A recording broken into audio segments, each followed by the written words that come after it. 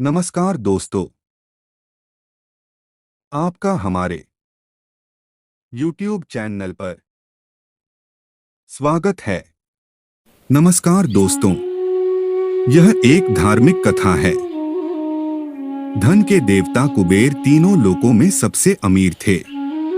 एक दिन उनके मन में विचार आया कि उनके पास इतनी संपत्ति है, लेकिन देवलोक में कम ही लोगों को इसकी जानकारी है।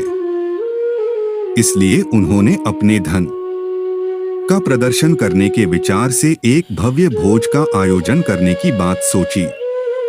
इस भोज में तीनों लोकों के सभी देवी देवताओं को आमंत्रित किया गया।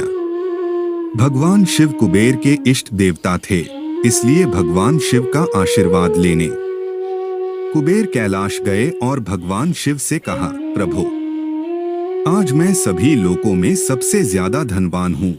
यह सब आपकी कृपा से ही संभव हो पाया है। अपने निवास पर एक बड़े भोज का आयोजन करने जा रहा हूँ। कृपया आप परिवार सहित भोज में पधार कर मुझे अपनी कृपा से अनुग्रहित करें।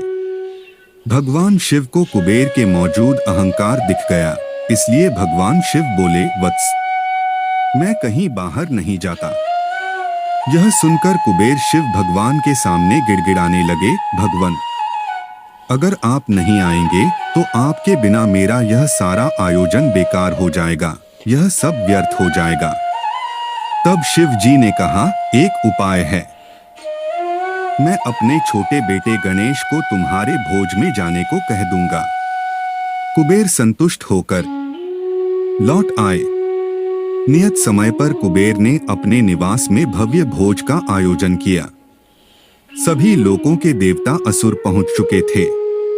अंत में भगवान गणेश भी आए और आते ही कुबेर से कहा, मुझको बहुत तेज भूख लगी हुई है, मेरे लिए जल्दी से भोजन लाया जाए। कुबेर स्वयं उन्हें भोजन करने के लिए भोजन से सजे कमरे में ले गए। सोने और चांदी के थाली में भोजन परोसा गया। कुछ देर बाद ही परोसा गया सारा भोजन खत्म हो गया।